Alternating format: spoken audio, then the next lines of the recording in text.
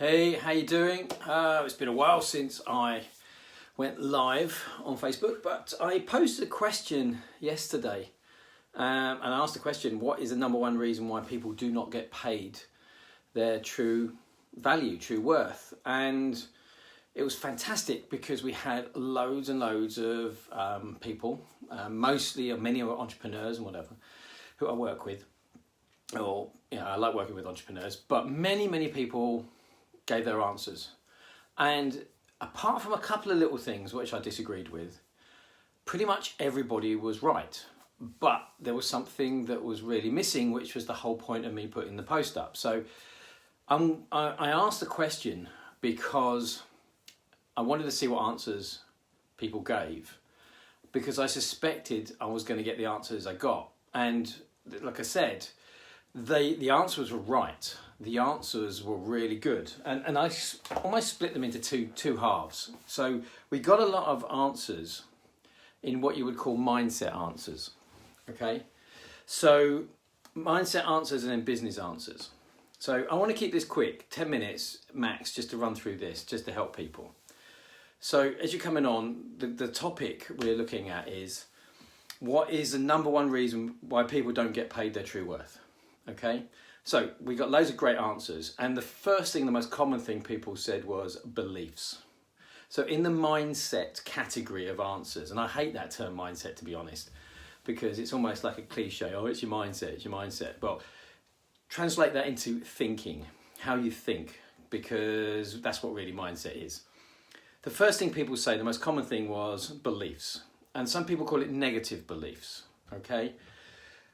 And then some people talked about emotions. Now, the emotions thing is a massive red herring. It's got to be really careful. Emotions do come into it. But when we're talking about beliefs and then we say negative beliefs, this is a dangerous thing, because, as I'm going to explain in a moment, the answer doesn't get low enough. The answer doesn't get into, when you just say beliefs, it doesn't work. It doesn't help, but we think it does. Then people were talking about confidence and belief in their own product and themselves, which is all true. All of these things about beliefs, and if you're going to use that phrase, negative beliefs, I try and avoid. But self-confidence, even emotions, but not, it's a bit of a red herring. All of these things are right. All of these things are accurate to a really good level. So if you said that and you thought that, you're not wrong, okay? But it doesn't solve the problem of why people don't get paid their true worth. Then we also got some really good business answers. So if we're going to categorize them from thinking and mindset, now we're into the business stuff, which is understanding your value. And this is understanding your own belief in your own value. There's that word belief again. And there's also the understanding of the value to your customer or to your client. And several people said understanding what it's worth to the customer. And it's amazing how many people don't think of this, which also gives us a clue to the real number one reason why this is a problem. You should be looking at it from the customer's point of view. But if I give you an example, I'm going to pick personal trainers, just because it's a good example, and I have a client who's a personal trainer and they popped into my head. Some personal trainers charge 20, 30, 40, 50 pounds per session, whatever. 20, 30, 40, $50 per session, or whatever the going rate is.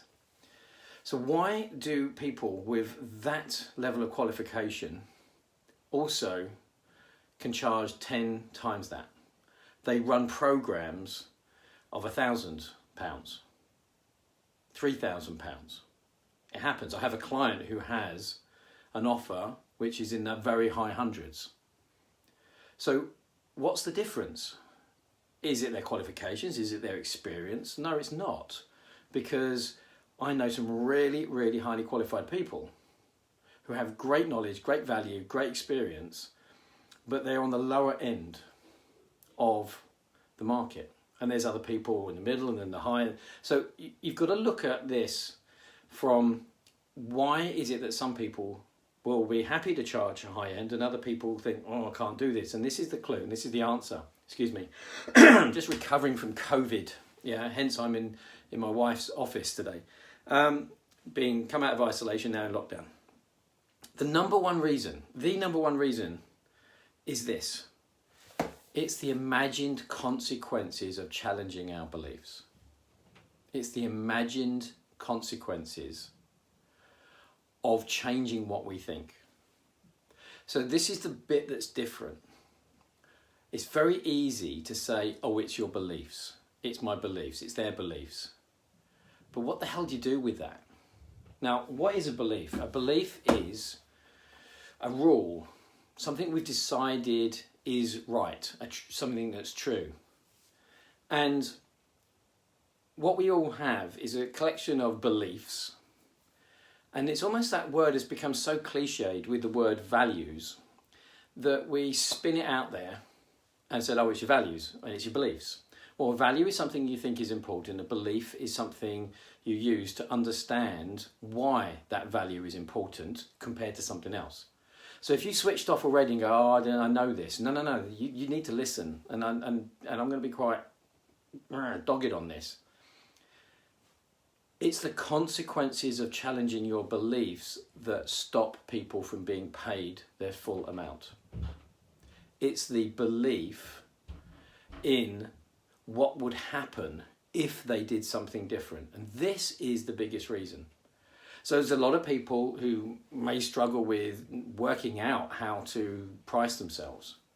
They may have never done this before. This is all business skills, and they're things you have to do.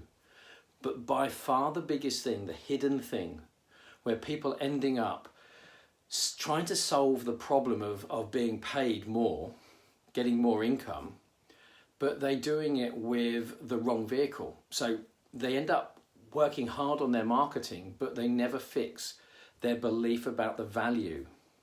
So I've got a client who was charging £500 for a particular offer. Now they're charging £1,800 for that offer.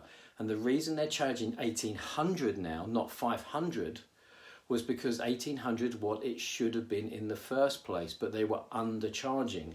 And this is the reason why, not specifically for them, because I won't betray their confidence live on Facebook.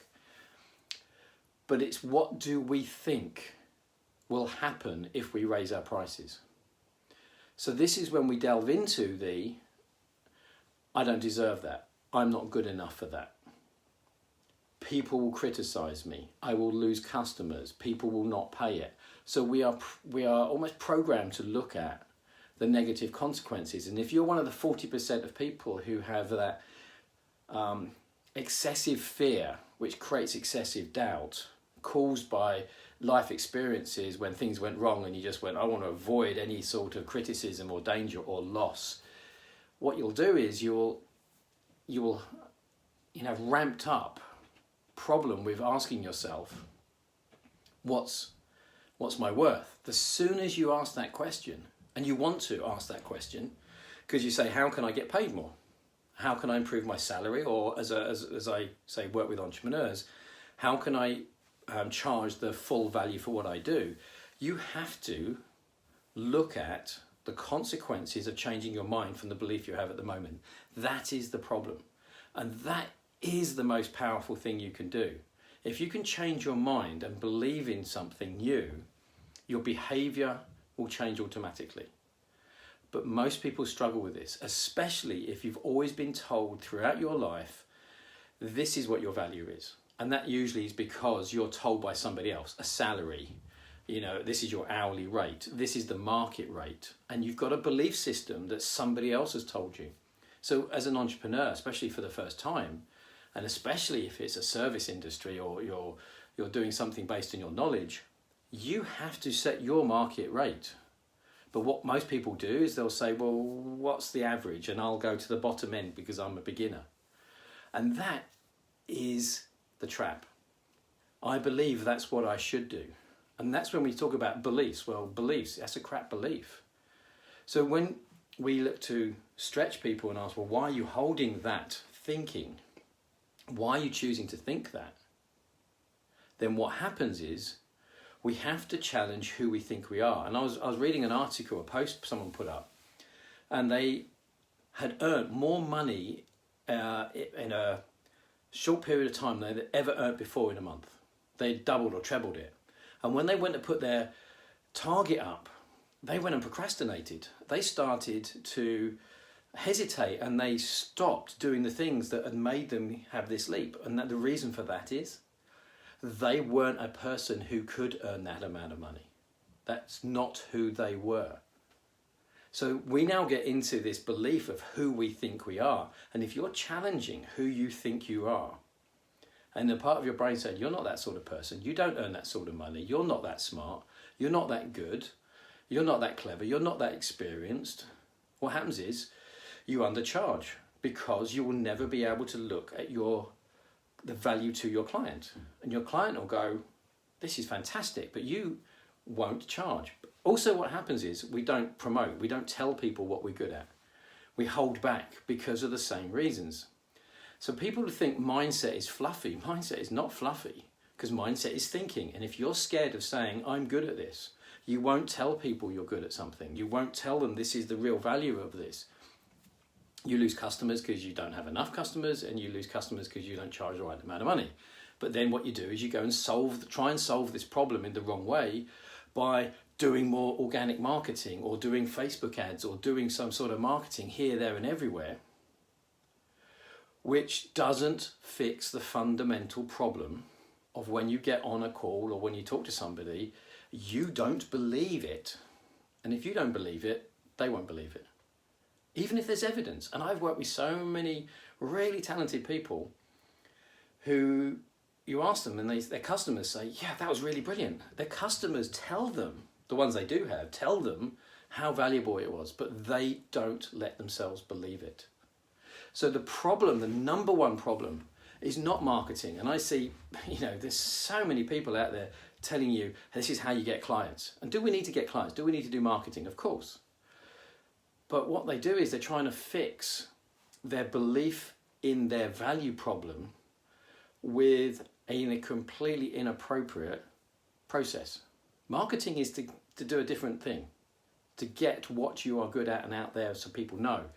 But if you don't fix I deserve this, what I'm going to charge is right. Two things, you will never actually charge that amount of money, and you'll never pluck up the courage to go live on Facebook, or you'll never make those ads work. You'll never start the ads or do whatever it is you're going to do as a promotional activity. So many entrepreneurs get stuck. And this is just one reason. This is about pricing. There's lots of other reasons we can deal with. But they don't fix the real problem.